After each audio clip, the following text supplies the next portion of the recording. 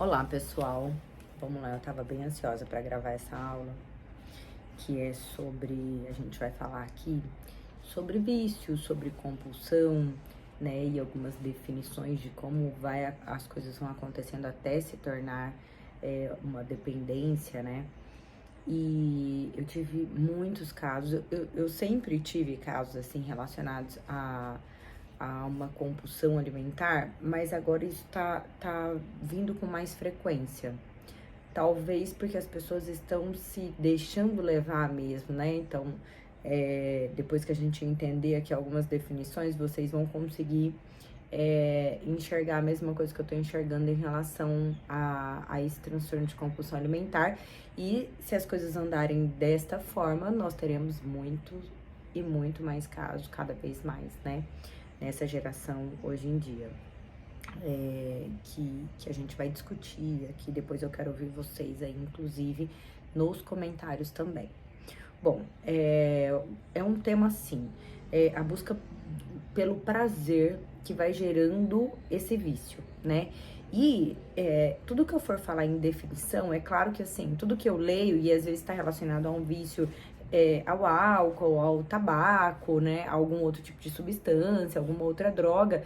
E eu sempre levo muito para comida, porque também tá relacionado, né, à alimentação. Bom, o vício, ele tá diretamente ligado à busca do prazer. E normalmente essa busca do prazer constante, ela acontece por uma deficiência, uma baixa capacidade de tolerar o sofrimento, a dor. Então, é por isso que nessa geração de busca incessante pelo prazer, na verdade, o problema dessa busca está em nas pessoas não conseguirem ficar muito tempo com o sofrimento, né? E aí a gente lá na frente vai chegar a uma conclusão do que a gente pode fazer para combater o vício, né? Principalmente baseado na filosofia também, tá? Um dos questionamentos, assim, que eu quero jogar aqui para vocês de imediato, que eu falo muito para os pacientes, você já parou para pensar se você vive no automático, assim, se você tá vivendo no automatismo, né? Porque as pessoas acham que, assim, viver no automático é sempre bom. Porque aí você cria um hábito e aí você consegue cumprir aquele hábito, né? Por exemplo, eu faço exercício. Não pensa e vai. Eu mesma coloco isso, às vezes nas redes sociais, assim, dia que ou às vezes tô mais cansada, às vezes que você não dormiu bem à noite. Essa noite, por exemplo, dois dos meus filhos não dormiram bem, então não foi uma noite tranquila. O dia já fica mais arrastado, né, quando você não dorme bem. E aí você meio que estar no automático, você vai cumprindo aquilo que você tem que cumprir, mas você já parou para pensar nesse automático, né? E a gente vai falar sobre isso, porque às vezes o automatismo vai gerando um transtorno, tá? E isso é importante, a gente parar pra pensar. Hoje em dia, a gente parar é uma coisa muito difícil de fazer, né? Porque praticamente a gente não para. Você chega na tua casa, você acabou o serviço, mas aí o seu cérebro tá ligado no celular. Aí depois na TV, depois no filme, depois nas coisas que você tem que fazer. E aí antes de dormir no celular de novo. Então, assim, parar hoje em dia é algo, assim, raro, né? E aí eu faço questão de frisar isso sempre aqui. Não dá pra gente dizer que o vício é uma doença em si, mas quando a gente analisa uma pessoa viciada, e aí eu vou dizer, comer em excesso é um vício, né? Pode ser um vício, a bebida, substâncias e outras coisas, e outros hábitos. O vício, a definição de vício, ela é mais complexa. E aí ela envolve comportamentos, ela envolve estilos de vida, ela envolve influências genéticas, né? Então, a história familiar em relação a isso conta muito, né? Para desenvolver um vício, uma dependência em alguma coisa. Qual que é a definição, né? Então, a palavra vício, tem uma origem em latina, da palavra vitium, e ela significa defeito, tá? Vem dessa definição, assim, ser um defeito. É algo que você executa repetidamente e que gera uma dependência. Mas eu vou falar mais ao longo, assim, das definições. Eu consigo abrir melhor isso daqui para vocês entenderem com mais facilidade. Então, assim, pra gente chegar até lá, na compulsão, no vício, dependência, a gente vai falar aqui primeiro, assim, o uso de algo, né? Quando que você se considera ser usuário de algo, né? E a diferença disso para outras coisas, né? Que vai chegar ali na dependência. Então, assim, o fazer uso de algo não traz, às vezes, sempre um efeito negativo, né? A ponto de atrapalhar a vida da pessoa, como eu coloquei aqui. A ponto de causar, tipo, um prejuízo na vida da pessoa que é usuária de algo, né? Então, assim, a pessoa faz uso de café todo dia, eu mesmo faço uso de café todo dia. E isso não é algo que vai destruir a minha vida, um hábito ruim, né? Então, eu sou usuária do café 2 vezes ao dia, e isso gera uma sensação de prazer, mas isso não tem um efeito deletério no meu dia.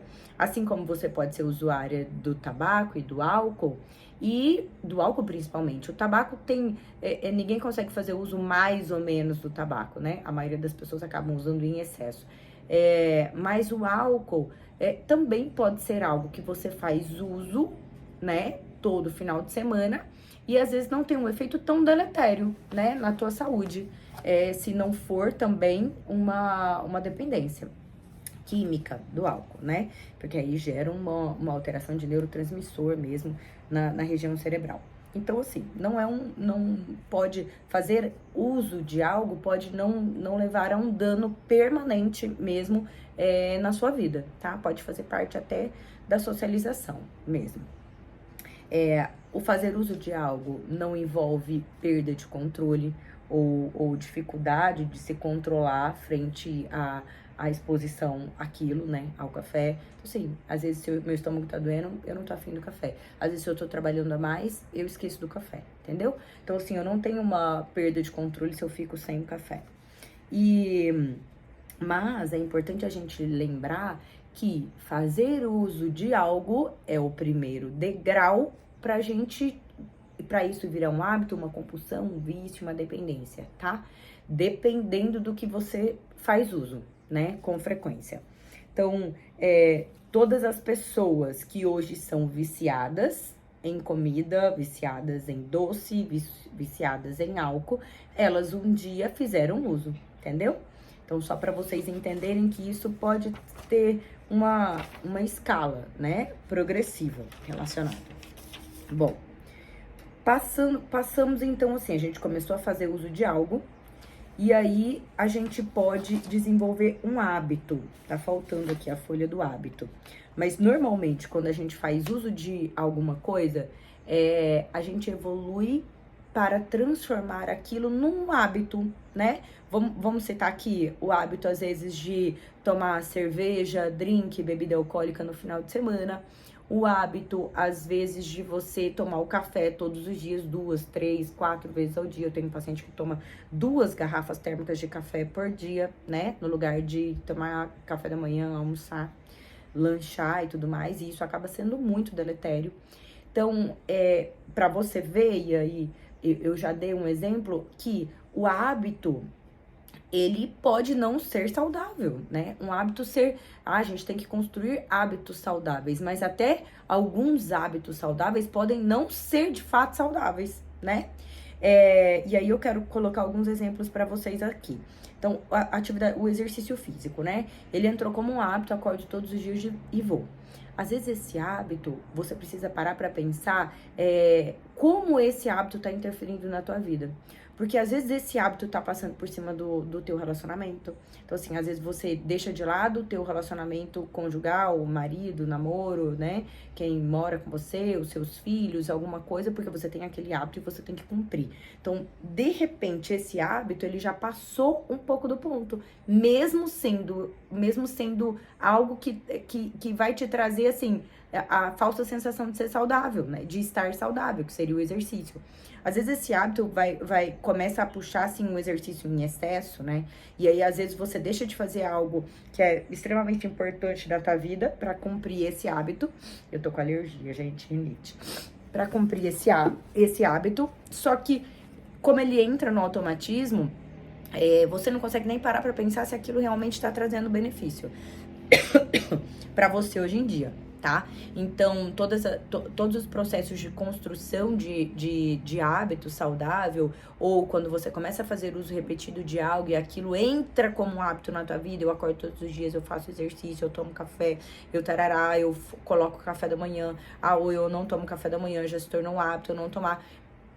Vez ou outra, você tem que parar para pensar se esses hábitos construídos, ditos saudáveis, se eles de fato estão sendo bons pra tua rotina, pra tua vida, pra tua saúde, né? Porque às vezes você faz um jejum muito prolongado que tá fazendo uma deficiência vitamínica e você tá achando que é um hábito saudável e às vezes não é, né? Então, às vezes até o uso mesmo, dependendo da genética, o uso de álcool no final de semana, um dia, você tá achando que é saudável, às vezes pra você, pro teu fígado não tá sendo saudável, né? Então, é socialmente saudável, mas pro teu corpo de fato não é. E o café também pode estar levando a gastrite, algumas outras coisas. Então, é algo sempre a se questionar, mas quem começa a fazer o uso de algo, cria-se um hábito em relação a isso, tá? E desse hábito, um doce depois do almoço, você pode evoluir para uma compulsão, tá? Então, é mais ou menos essa sequência. E o que define uma compulsão? Então, é um ato que se repete, né? Mas você encontra dentro dele alguns elementos fundamentais. Por exemplo, para você definir uma compulsão. E aí você para pensar aí em relação à alimentação, ao doce, né? Alguma outra coisa que você esteja fazendo na sua vida e que isso pode ser compulsivo. Inclusive exercício físico, inclusive cigarro, inclusive álcool. Você tem uma sensação de alívio depois da exposição daquele ato que vem sendo repetido, tá? Então, assim, você tem alguma... um estresse, ou então na sua vida normal, do dia a dia, que é cheia de coisas, né? A nossa vida hoje em dia. E aí, quando você busca aquele ato que tá sendo repetido sempre, né? Diariamente, às vezes várias vezes ao dia, você tem uma sensação de alívio com aquele prazer gerado depois que você consumiu aquilo, tá? Então, esse é um dos pontos que tem que estar presente na compulsão. O outro é a impulsividade, o ato impulsivo de algo que caracteriza uma falta de controle. Então, assim, vamos colocar um exemplo aqui.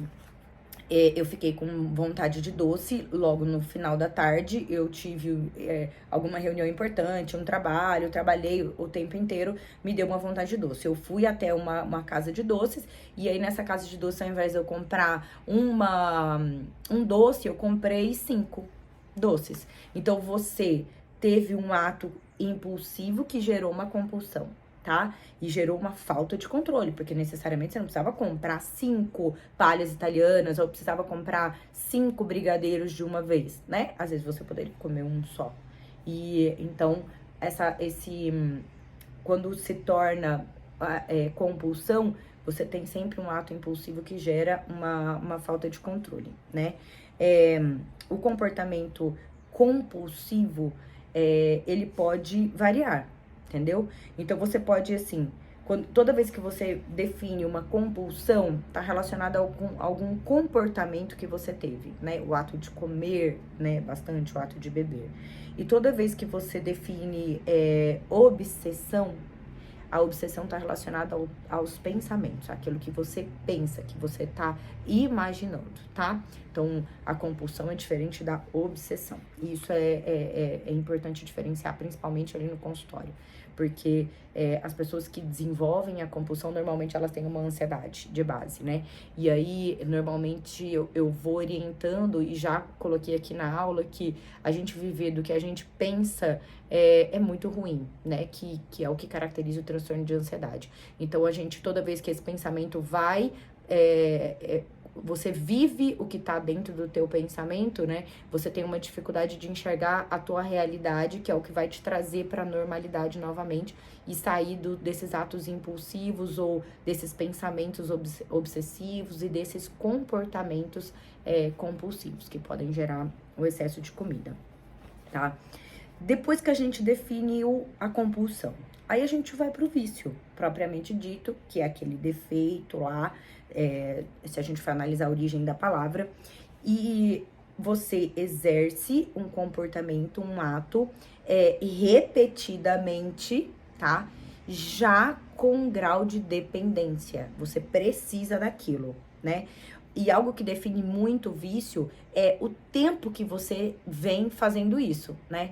Então, eu como todos os dias, depois do almoço, uma barra de chocolate, né? E assim, quando que uma pessoa tem necessidade de comer uma barra de chocolate para satisfazer a vontade de doce, por exemplo? Ou até para precisar de uma fonte de energia, né? Quase nunca, a não ser que seja um atleta, né? Ou um atleta que treina muitas horas por dia, precisa repor aquela energia e é uma fonte, sei lá, um maratonista, alguma coisa assim, né? Fora isso, pessoas do dia a dia do consultório dificilmente vai precisar de uma barra de chocolate, tá? E aí você come todos os dias e você se torna dependente daquilo, que no dia que você não tem, então há 6 meses eu como sempre isso, é uma quantidade maior do que a realidade, e na realidade você precisa, e você se torna dependente. Se você não come aquela barra de chocolate, é como se você gera até uma angústia, entendeu? Pode gerar uma angústia. Comportamental, você fica, realmente gera uma tristeza e pode chegar até uma sensação de desespero, né? Então, existe uma dependência que pode ser química daquilo que você usa, e quando a gente fala em comida, eu sempre vou dar o exemplo da comida para vocês relacionarem, que é muito da minha área, né? Mas é claro que eu tenho pacientes com outros vícios, né? Como o alcoolismo. E como se relaciona muito ali na área cerebral de recompensa, tanto álcool quanto doce, né? Por exemplo, dinheiro também, gastar bastante. E eu tenho esses pacientes no consultório, e então a gente acaba trabalhando tudo. Mas é claro que o foco é na alimentação, na comida. Então, existe uma dependência química, e aonde tem a dependência química da comida? Então, como o doce também é o mais frequente, existe uma liberação enorme de dopamina, enorme de serotonina. E aí, você se torna dependente aquele clímax de dopamina gerado, entendeu? E aí, cada vez, o nosso organismo vai desenvolvendo uma tolerância, e aí a gente vai precisando de uma quantidade maior, normalmente. Então, a dependência química seria assim, o dia que você não come, aquela carga de dopamina você não vai ter. E se você não repor essa carga de dopamina, sim, pode dar até uma alteração de comportamento mesmo, desânimo, mal-estar e tal. Existem 3 elementos da dependência, que eu vou frisar aqui novamente, que estava presente ali na compulsão, né, no vício, que é a perda de controle. Então, assim, você não consegue parar de comer aquilo que gera prazer e aquilo que você deseja, tá? Você não consegue parar, simplesmente você não tem controle. Você sabe, você tem consciência de que aquilo não é o certo pra você, para aquilo que você almeja a longo prazo. Vamos puxar sempre para nossa realidade em relação à comida. Então, você tem inteligência para pensar que se eu quero saúde e um peso equilibrado, conquistado, e quero emagrecer a longo prazo, porque isso vai fazer bem para mim, vai me fazer viver mais, viver melhor a longo prazo, eu tenho consciência. Só que eu não consigo simplesmente não ir na padaria e não comprar e não comer 3, 4 pães, entendeu? Então, assim, é uma perda de controle, porque você acaba comendo aquilo que deseja, prazer, ignorando o teu raciocínio, né? A tua inteligência. Então, você tem consciência da dependência, você sabe o que tá acontecendo, mesmo assim você não consegue conter esse desejo, né? O desejo pelo prazer, o desejo de sentir aquela sensação de prazer é maior do que o controlar, do que falar assim, não, racionalmente eu não posso comer, né? Você não consegue controlar isso. E você mesmo, sem controle, entendendo toda a situação, você continua assim, todo dia, entendeu? Você não consegue parar, simplesmente não consegue parar. Você começa a trocar alguns momentos, você começa a enganar as outras pessoas para não dizer que você tá comendo aquilo ou indo naquele lugar. Você deixa ter um encontro de amigas. Poxa, faz tanto tempo que a gente não se encontra, a gente combinou, vamos na igreja, vamos em algum lugar. Não, não vou, porque nesse horário eu sempre vou em tal lugar e compro. Não, eu tenho que ir em casa comer tal coisa, né? Então, isso, você de repente entende que tá acontecendo isso, mas você não tem controle sobre isso, né? E persiste no uso, mesmo tendo consciência de tudo isso. Bom, quando você se expõe repetidamente a qualquer coisa que gere o prazer, tá? A qualquer sensação, a gente vai ficando resistente a essa sensação. E aí, aqui, isso é o mecanismo de tolerância, né? Você tem uma diminuição dos efeitos gerados pela ingestão da mesma quantidade daquela substância, daquele alimento, daquele doce, daquele álcool, né? Ou das drogas. E então você tá, ou até da própria medicação. Então você toma uma medicação e aí aquilo já não tá exercendo o efeito que gerava no início, e aí você vai precisando de doses cada vez maiores, né? A intensidade do prazer gerado no começo, ela vai se perdendo. E ela vai se perdendo e o teu corpo vai buscando cada vez mais e você vai precisando aumentar. Eu sempre dou um exemplo assim, do açaí, né? Então, para vocês entenderem. Então, primeiro você come só o açaí. Aí, tá muito gostoso, mas já não gera aquela liberação, né? De neurotransmissor e de sensação de prazer. Aí você mistura o açaí com leite ninho. Aí, você já acostumou com aquilo também. Você fica insensível. Aí você coloca açaí, leite ninho e leite condensado. Aí você coloca açaí, leite ninho, leite condensado e Nutella. Entendeu? Você precisa sempre cada vez aumentar a sensação do doce para aumentar a dopamina dentro do teu cérebro. E aí, e por que isso acontece, né? Quando você se expõe a alguma coisa, o teu cérebro já sabe que você se expôs àquela substância que gera prazer. O que ele faz? Ele aumenta a quantidade de receptores lá no teu cérebro para receber aqueles neurotransmissores que vão ser aumentados. Só que a quantidade de receptores que ele aumenta para receber, porque você entrou em contato com aquela substância, com aquele doce, fica sempre maior com a quantidade em relação à quantidade de neurotransmissores gerada, entendeu? E aí você fica faltando, entendeu? Sempre fica faltando e aí você acaba querendo consumir cada vez mais, né? E além da própria esse mecanismo de tolerância que vai buscando sempre aumentar, então você começa comendo um pouquinho de doce, de repente você tá comendo mais, de repente de hora em hora você tá buscando alguma coisa, você ficar sem aquilo, você se abster daquela quantidade, vai gerando uma fissura, né? Os americanos chamam de craving. E aí aquilo vai gerando, se você não colocar uma quantidade maior, ou comer mais daquele doce, daquela substância que você gosta, vai gerando angústia, desespero, uma agitação, um desejo assim quase que incontrolável, você não consegue pensar em outra coisa. Isso está muito presente na busca pelo prazer do alimento, tá? E às vezes, se a gente não tem um vínculo muito forte com o paciente, ele tem vergonha de falar sobre isso, né? Assim, eu não tenho controle, eu vou comendo, mas como eu tenho um vínculo muito bom com os meus pacientes, eu priorizo muito o acolhimento de cada um, claro, eu consigo conversar muito isso com eles, né, abertamente, e aí eles conseguem colocar pra fora esse tipo de sensação, e a gente consegue desvendar isso daí. Então eu vou explicando o porquê que ele sente isso, e vou explicando organicamente o que tá acontecendo no cérebro dele, tá? E claro, a gente vai usando de medicações para você não precisar muito, a gente vai tratando a compulsão alimentar mesmo, de forma que o teu corpo não vá precisando tanto daquilo, e aí a associação diminuindo a fome, aumentando a saciedade junto do tratamento da compulsão, tá? Bom, eu vou falar aqui um pouquinho sobre o sistema de recompensa cerebral, né? Que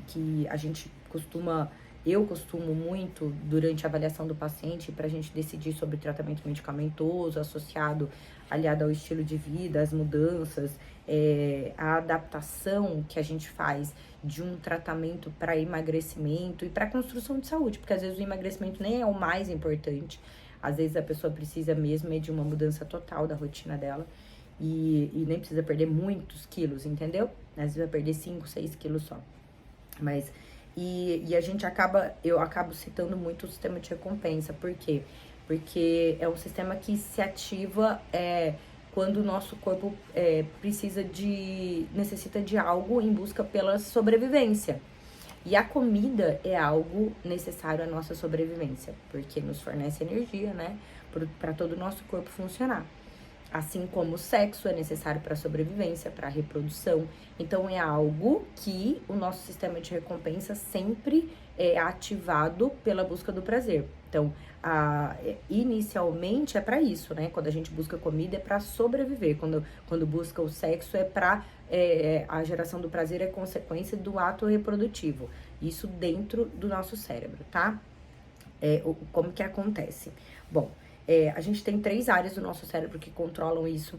Então, existe uma área chamada tegmentar, tá? Do cérebro, que se associa a uma outra área, que é o núcleo accumbens, que fica na região meio que central aqui, né? No sistema nervoso central. E a gente tem o córtex pré-frontal, que existe uma interação das informações nessas 3 áreas, onde ocorre a decisão daquilo que a gente vai comer, tá? Então, pode acontecer a exposição às sensações, o cheiro, o visual, né? E às vezes a gente experimentou tal coisa, e aí essa informação entra, vai ser transmitida ao nosso cérebro, passou pelo núcleo accumbens, busca memória daquilo que foi ingerido, e aí ele passa pelo córtex pré-frontal.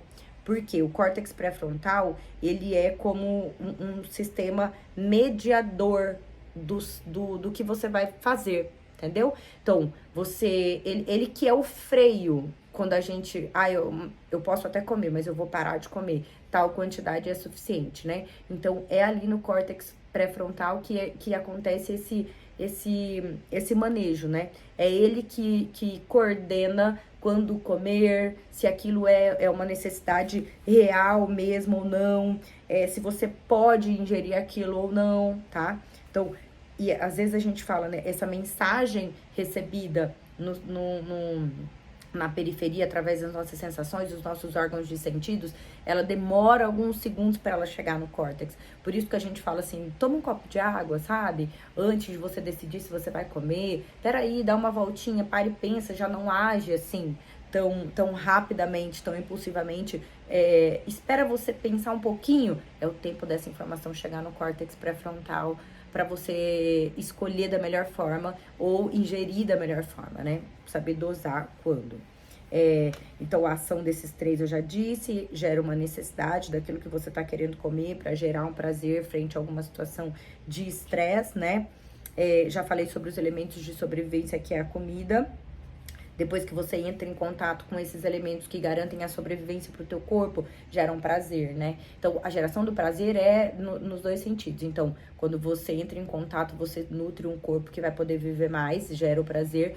E o prazer é gerado e você automatiza e grava esse prazer exatamente para isso. Quando o teu corpo tá sem nutrição nenhuma, ele vai falar, gente, isso é gostoso, vai atrás que isso é bom, porque o teu corpo realmente precisa para sobreviver daquela energia, tá? Então, é assim que o nosso cérebro responde.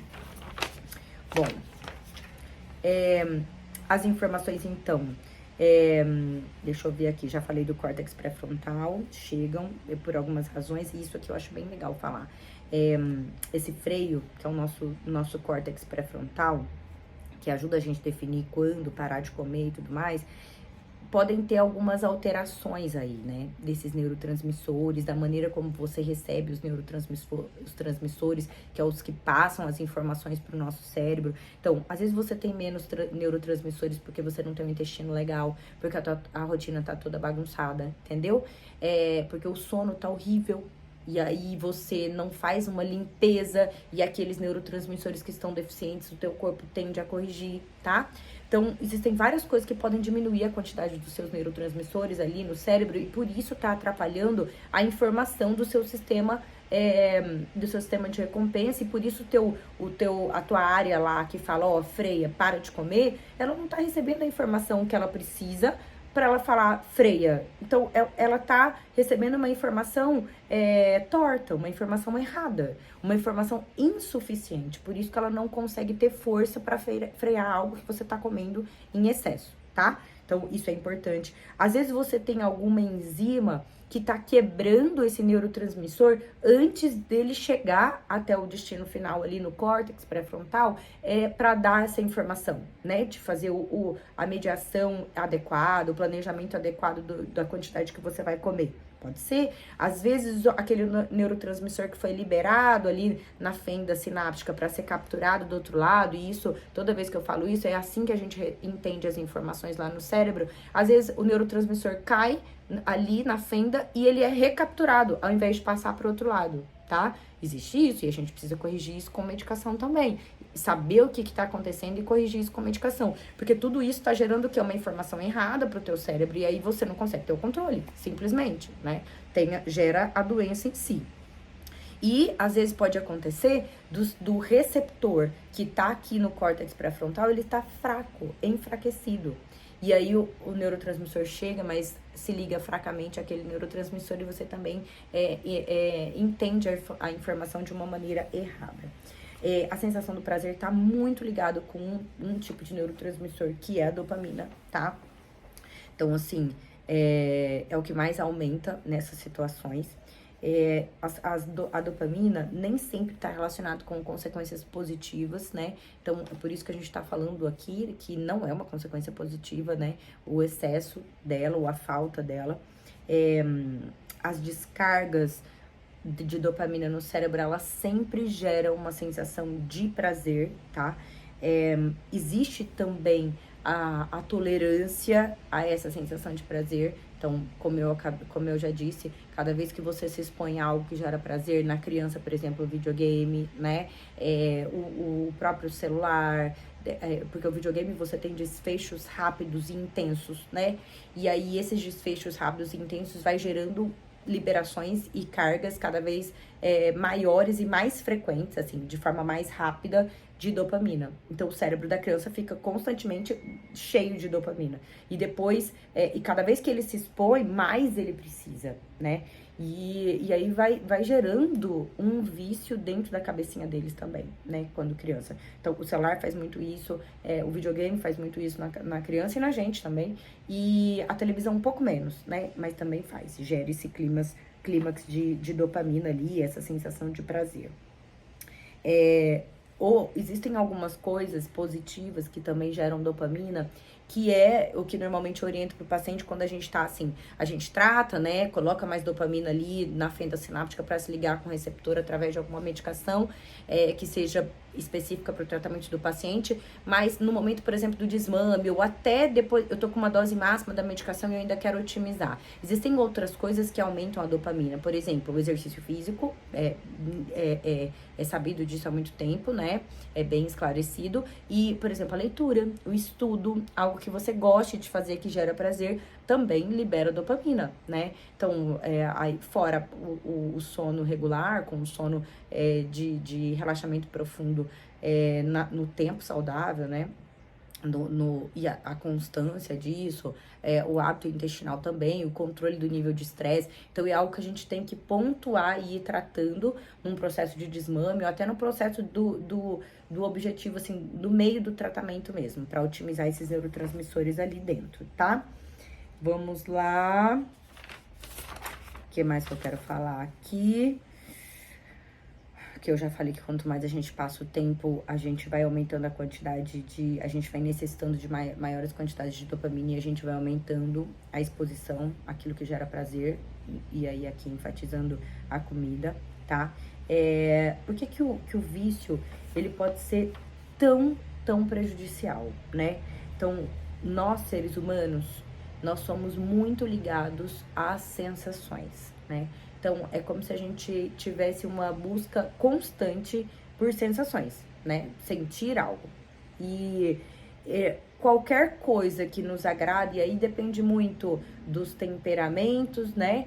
Eu não sei se vocês conhecem aqui os 4 temperamentos, que é a maneira como a gente recebe as coisas do mundo, como a gente sente o mundo, né? E que não tem a ver com personalidade, porque personalidade é cada um, vai sendo construída dentro daquele temperamento que é seu, né? Que você nasce e as experiências que você tem desde que você nasce, e aí você vai construindo a tua personalidade, mas tem pessoas que têm uma inclinação maior a se envolver e se deixar perder por essas sensações, né? Então, assim, naturalmente, todos nós somos inclinados ao vício, tá? E isso é interessante, porque assim, a pessoa que tá em um transtorno de compulsão alimentar, às vezes ela se julga muito, né? Ela se julga muito. E aí ela não consegue falar sobre isso e ela não consegue reconhecer que ela tá assim, ela só se julga e aí ela não tem oportunidade também de se tratar e sair desse ciclo que ela tá, né? Então, por exemplo, essa busca intensa de prazer tá muito relacionada ao imediatismo. O prazer, todos nós buscamos o prazer, todos nós devemos buscar o prazer, né? Porque é o prazer que nos dá ânimo, alegria. Não tem problema a gente ter contato com o prazer.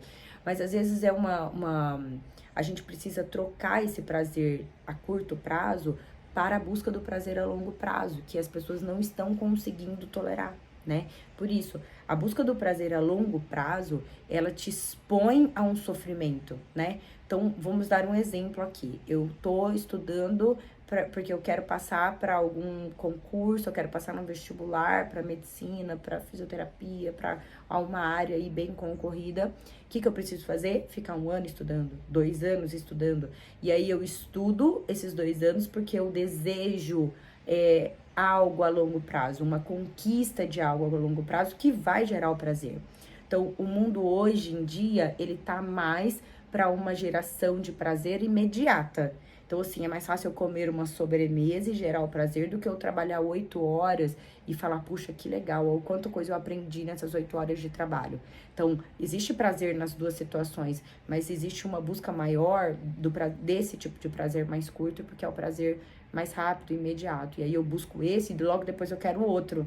Porque, de fato, esse prazer imediato, ele não nutre, né? Ele não dá, ele não completa, né? O prazer a longo prazo acaba completando mais, né? Dá mais sentido às coisas da sua vida. A exposição constante, repetitiva do prazer vai diminuindo a nossa satisfação. Por isso a gente precisa de quantidades maiores, né? Sempre e em qualquer coisa da vida, isso vai acontecendo. E aí eu cito aqui, por exemplo, sexo, né? Que então você vai buscando a pornografia, a masturbação acaba gerando isso também, nesse mesmo raciocínio que acontece com o alimento. Segundo a filosofia Aristóteles e Platão, no qual eu gosto muito, e eu não sei se vocês percebem, mas eu acabo trazendo isso muito aqui para vocês, como solução de muita coisa em relação à ansiedade, à compulsão, ao comer, né, ao processo de transformação do nosso corpo, envelhecimento, é sempre uma busca para o que é real e a verdade dentro da nossa realidade, né, e o combate do vício se dá muito com a construção de virtude dentro de você, algumas virtudes. E eu tô pensando em falar muito sobre isso, porque eu falo isso ali dentro do consultório, mas eu acho uma abordagem que eu não conheço muita gente que faz. Fala a verdade, não conheço nenhuma endócrino que faz. A busca da virtude da pessoa dentro do consultório como tratamento para o comer em excesso e para a construção de uma felicidade, um sentido para aquilo que você está buscando, né? E fortalece muito essa busca. E entender que viver só de prazer, na repetição disso, dessas sensações, não é o que gera o ser humano a felicidade, tá?